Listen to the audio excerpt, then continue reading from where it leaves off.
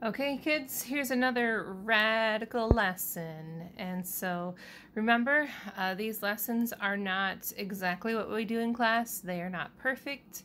Every math teacher is going to do it differently. These are just the high points so that if you got overwhelmed in class and then things went too fast, if you need a refresher, if you need some homework help, this is for you. And maybe even that's not going to be good enough, and that's fine, but it can't hurt. So yeah, I'll leave you with my email address if you need some further help, but let's see what we have here. Maybe this will help the troubles that you are having. So we are going to simplify radicals. I know I say this a lot, but this is one of my most favorite lessons. And this, you'll see, we talked about this in class. This is actually mathematically true. If I have the square root times the square root of the same thing, you get the number that's in the radicand. So for example, the square root of 9 times the square root of 9 equals 9. Well, the square root of 9 is 3. 3 times 3 equals 9. See? You can do math with things that aren't even numbers. That's exciting.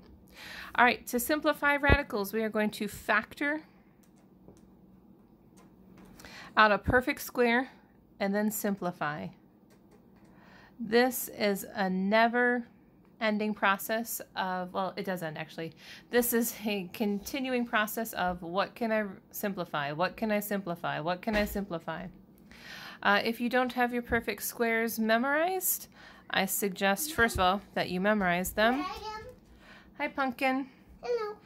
And if you don't have them memorized, write them down so that you can refer to them during your lesson or during your homework. All right, so it's 1 squared, 2 squared, 3 squared, 4 squared, 5, 6, 7, 8. Yep, think I got them all. Okay, so I'm going to use what you already know to show you something kind of cool. And then we're going to apply it to more difficult situations. So we know already that the square root of 36 is 6. But let's consider this a different way. 36 is the same thing as 9 times 4. And it just so happens that both of those are perfect squares. There and there. And that means the same thing as 9 times the square root of 4. Well, what is the square root of 9? That's 3. And the square root of 4 is 2. 3 times 2 is 6. It's the same thing that we said before. Mathematical magic? Perhaps. 6,400 is the same thing as 64 times 100. Or the square root of 64 times the square root of 100. Or 8 times 10, which is 80. If you didn't know the square root of 6,400, it is 80. So the rule is this: the square root of AB is the same as the square root of A times the square root of B. Now, typically when we're simplifying radicals that are not perfect squares, this number here is going to be a whole number, an integer, not in the radical symbol.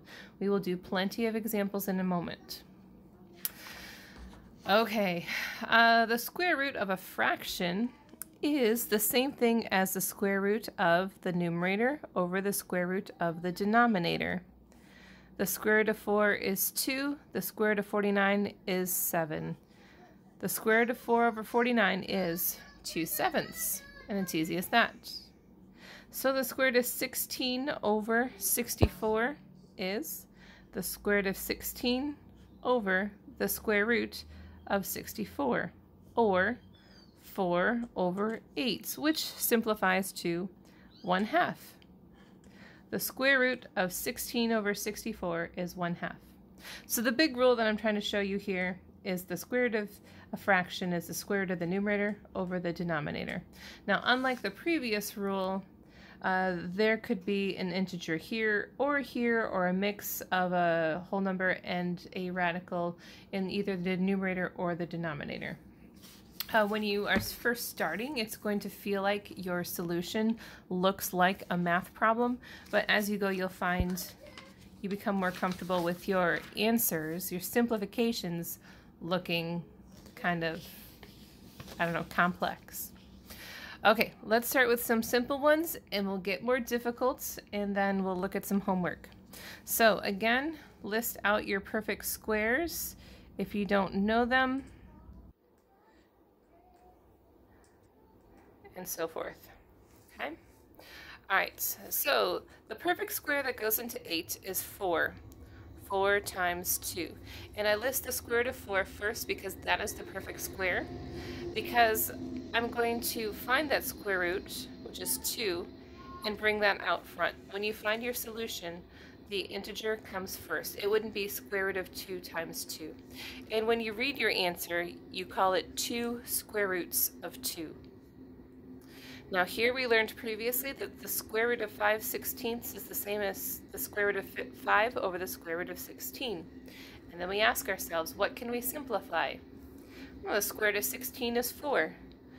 Square root of 5 is going to be a decimal, an irrational number that never ends or repeats. And the only way we could put that in decimal form is if we rounded. So we won't. We'll leave it as a radical, and that is the solution. And so here, the largest factor that goes into 20 without leftovers, that is a perfect square, is 4. 4 times 5. Now notice I didn't do 2 times 10 because neither 2 nor 10 are perfect squares. We're only looking for a perfect square factor over 4. And then we say, what can we simplify? Well, the square root of 4 is 2. 2 square roots of 5 over 4. What can we simplify? 2/4 is 1/2. 1 square roots of 5 over 2. What can we simplify? Well, we don't need that 1. So square root of 5 over 2. And that's your final answer. If ever you'd like to check yourself, you can calculate the decimal equivalent of the square root of 20, hit enter, divided by 4, jot down what that answer is, and then do the same for your solution too, and they should match. All right, for this next one, I want to show you kind of a contrast of what happens when you don't pick out the greatest perfect square. So the square root of 32 could be the square root of 4 times the square root of 8 over, I'd say the square root of 25 times the square root of 2. Square root of 4 is 2 square roots of 8 over 5 square roots of 2, because the square root of 25 is 5. Now the problem is 8 still has a perfect square that's a factor, 4. So this would be 2 square roots of 4 square roots of 2 over 5 square roots of 2. What can I simplify? 2 times the square root of 4 is 2 square roots of 2 over 5 square roots of 2. Which is 2 times 2 is 4 square roots of 2 over 5 square roots of 2. Anything over itself is 1. Anything times 1 is itself. All that for the 4/5. Now, I'll use a different color just in case we run into each other here. If I had realized from the start that 16 is a perfect square that goes into 32, that would have saved me some work. The square root of 16 is 4 square roots of 2. The square root of 25 is 5 square roots of 2. 2 over 2 cancel out, so the same solution, 4 over 5. So it takes a lot of practice with factoring to be able to pick out those perfect squares. But you know you can finally get the correct answer. It just takes a couple more steps, and that won't hurt anybody. Okay, what to do when you have a whole number mixed with the square root of a fraction. So this means 7 square roots of 3 over the square root of 16. So this 7, if it had to be a fraction, it would be 7 over 1. So 7 and square root of 3 are the numerator, 1 and the square root of 16 are the denominator. So I can simplify the square root of 16, which is 4. And I can't do anything else with that. So that is my final answer. Okay. All right, remember you can always pause this and work these out and see how you do, and then start this back up again. Now, I use the square root of 42 because there is not a perfect square that is a factor of 42. There are a lot of factors of 42, but none of them are perfect squares. So it stays 42. Square root of 9 is 3. 3 times 2 is 6 square roots of 42. And that's the final answer. Okay? All right. So a perfect square that goes into 27 is 9. So I'll list that first and then 3. 9 times 3 is 27 times, again, let's pick out the biggest perfect square that goes into 72, which is 36. See, the square root of 9 is 3. The square root of 36 is 6. Bring down the 8, bring down the square root of 3, bring down the square root of 2. Now I can multiply across. 8 times 3 times 6 is 144. And you can actually multiply these two together. The square root of 3 times the square root of 2 is the same as the square root of 6. We can do that because they are both square root. We cannot combine a square root and a cube root, though. Okay, the best thing for us at this point is just practice, practice, practice. And so let's look at your homework, and I will guide you through some of that. Your homework was the side A. I don't want to rob you of practice, though, so I'm going to work through some questions with you from side B. And so, if you look at the top, this is a matching exercise. This is kind of guided for you so that you have sorry, multitasking here. This is guided so that you have a bank of answers to help you. So let's say I am working on number 1, the square root of 108. What is a perfect square factor of 108? You might have to break out the calculator, and it's okay. And you also may want to list out your perfect squares. 4, 3 times 3 is 9, 4 squared is 16, 25, 36, and so on. Okay? You'll eventually find that a factor of 108 is 36 times 3. The square root of 36 is 6 square roots of 3. So 6 square roots of 3. And you look to see, oh wow, G goes with that, or 1 goes with G. Either way, that works for me. Let's try 5. So perfect square that goes into 18. So not 3 and 6. Neither of those are perfect square. 9 and 2. The square root of 9 is 3 square roots of 2. 3 square roots of 2, which is option C. Okay, and that's how you do those. For the next section, we will simplify again. So this is, let's see, number 9. The square root of 50 is not, don't use factors of 5 and 10. Neither of those are perfect squares. However, 25 and 2, 25 is a perfect square. The square root of 25 is 5 square roots of 2. 5 square roots of 2. Now, we don't have a bank of answers for this one to check us, but you could calculate the square root of 50. You could also calculate the square root of 2 times 5, and you should get the same decimal.